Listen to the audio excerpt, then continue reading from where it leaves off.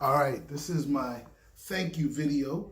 I just want to thank, I guess, everybody for making LitCon look, 90% of it look like it is a dream come true. I know people have been hard on me. I've been making successes and making mistakes, but it looks like I got enough people to support my vision and make it come true. And we're going to have a really good convention in 2 weeks or a week and a half, actually. And I just want to say, it felt like I was crazy. It felt like when I was talking to somebody yesterday, I was at a film festival, and it was another film festival that was kind of low attendance, and I was like, damn, dude, you flew all the way out to Miami or South Florida from Atlanta, and it's really nothing here but other filmmakers. And really that's how it is. A lot of film festivals that I was in, they were all filmmakers, and there's a handful of film festivals that really get a crowd and get people who are just there to see some films. They're, maybe in theaters, maybe not in theaters, but there's a handful of those. And I think when I go to film festivals, or I go to take my film to a film festival, I think of, I want publicity, I want local media, I want newspaper, I want to come away with some type of coverage because I think my film may make a difference. I want to find out audience reaction. I'm in a different city, I'm in a different country. I want to see how my film may react there. And then lastly, I want to see if there's, deals and offers that I can get, especially if I'm an independent filmmaker.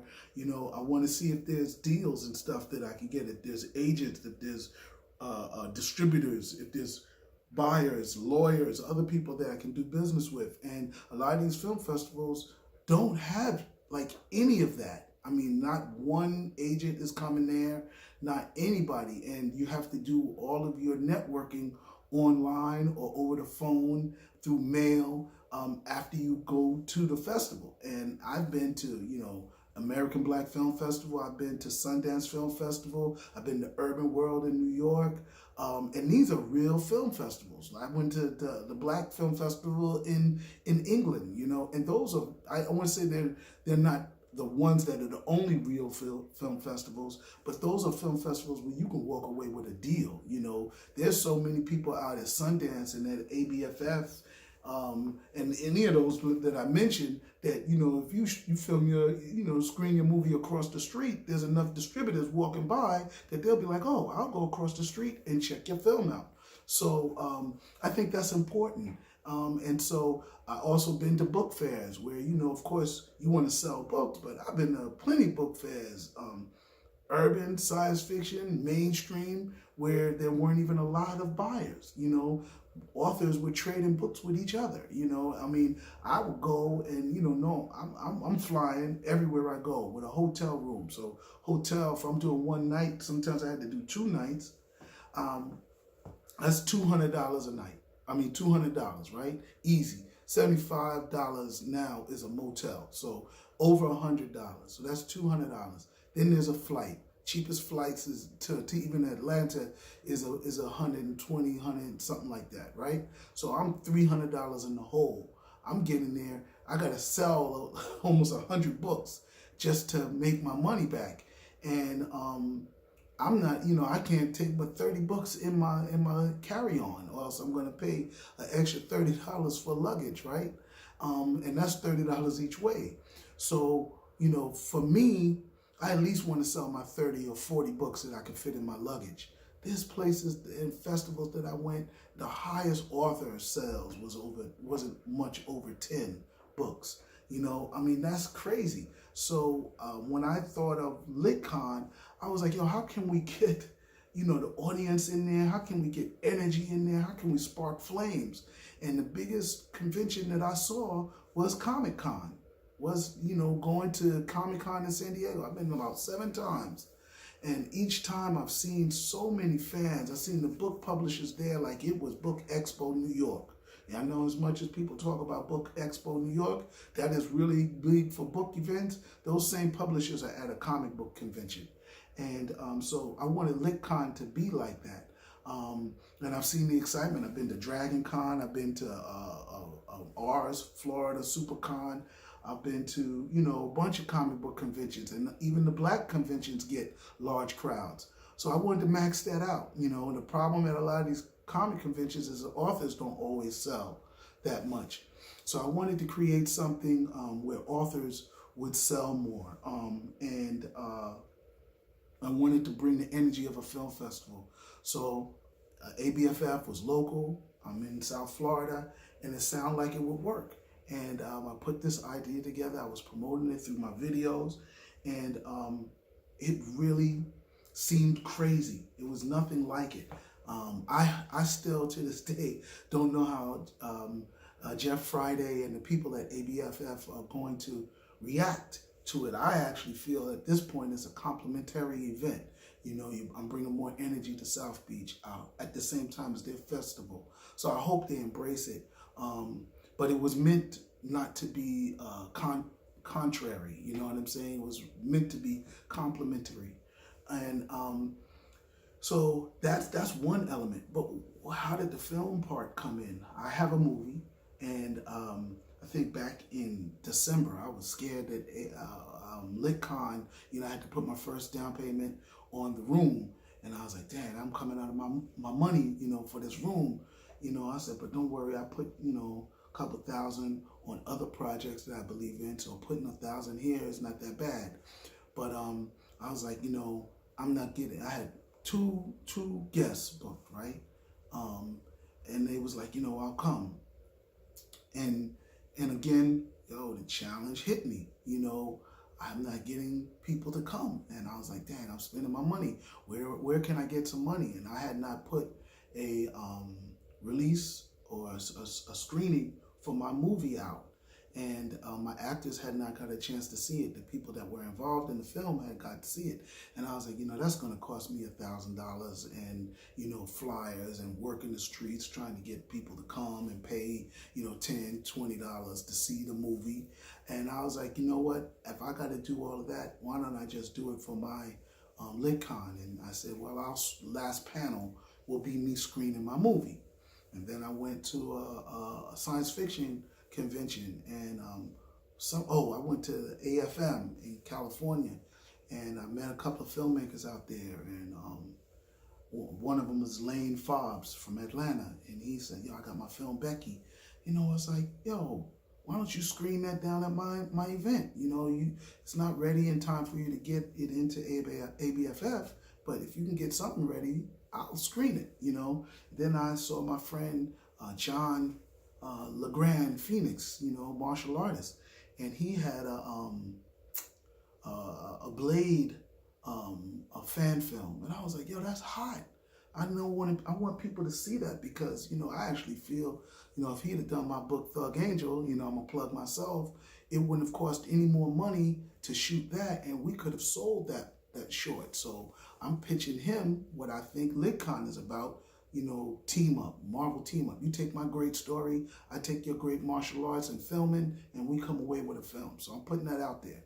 But, you know, I was like, I'll screen your fan film. That's hot. People need to see that, you know. There's no market for fan films other than film festivals, right? Or comic book conventions.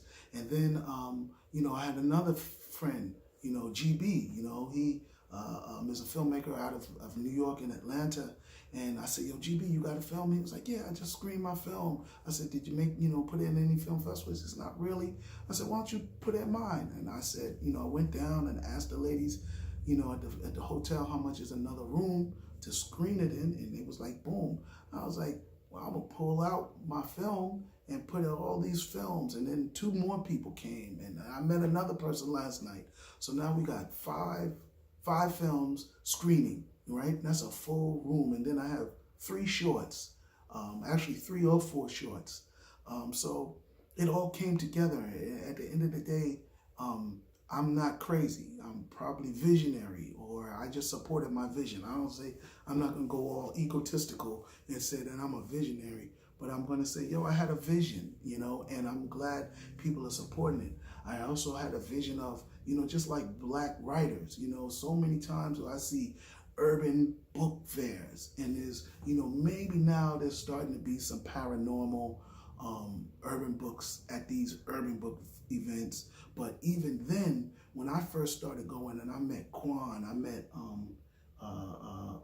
Wahida Clark. I was going to book fairs in Baltimore and in Newark, and I was meeting these urban writers. I did the Harlem Book Fair for like 2 years, with my first book, Gold Digger Killer, and then I was writing Thug Angel. I hadn't even brought that to an urban book fair in the early days. But I was like, what's up? What's up with writing science fiction? And it was like, I'll lose my audience because my audience don't seem, doesn't read science fiction, and I don't want to really put my name with that. This is what some of the writers were telling me, and I was like, damn, that's crazy. So now we're in post Luke Cage. We're in post Black Panther, and black sci-fi is hot. I had comic book conventions say you can't sell something Thug Angel, Rebirth of a Gargoyle at our convention because it sounds too grimy. So there was a little tension between the two. You had urban writers that didn't want to do science fiction or didn't think their readers would read science fiction, and then you had comic book people and the sci-fi people kind of like, I don't want to write about thugs. I don't want to write about drug dealers. I don't want to even have that in my event, and I was like, wow, that's crazy because, Darth Vader is the biggest thug out there. You know what I'm saying? The Empire is gangster. They just don't call themselves that. And then, for me to be calling myself something that already exists in science fiction, you have villains, you have killers, you have, demons. I can't bring my black word for demons out there. Can't bring my black word for killer out there. So I said, you know what? When I do my event, I want to have urban writers right next to science fiction writers, and God willing, that's what I got. I got cats coming from all over the country that write crazy science fiction just like me. I have urban writers. We get the biggest author that we have is, probably the biggest. I ain't gonna put nobody down, but the biggest author I got is Omar Tyree. You understand? And he's known as an urban fiction dude. And I say, you know what? All of our books deserve to become films. All of our books could be comic books. All of our brands could be multimedia. So if you've got a story, if you've got a movie, then when I started off making film, my movie Gold Digger Killer is coming out in October 2019, this year. But it was a film first. And then when I wrote it into a book, it became an urban fiction. It became a street lit book. You understand?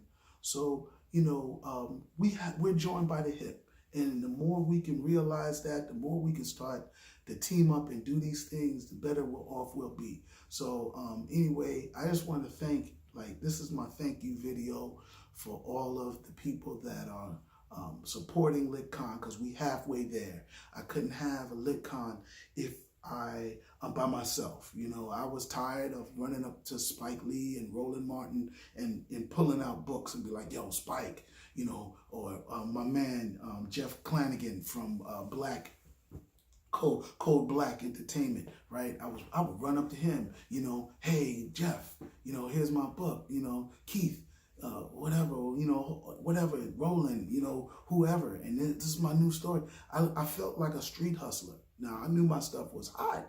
You know what I'm saying? I even, sold books at these film festivals, but I still didn't feel that it was showing off my best. So now I'd have the smoke and mirrors. We got the beautiful backdrop. We're going to be doing panels, my own panels, not just, actors flossing and talking in the hype panels that you see at probably some of the film festivals, but we're going to talk gritty issues, and subjects. So I just want to thank everybody for that, because now, your other people's books don't take away from my book, right? So I'm also like that, and I get that from book fairs.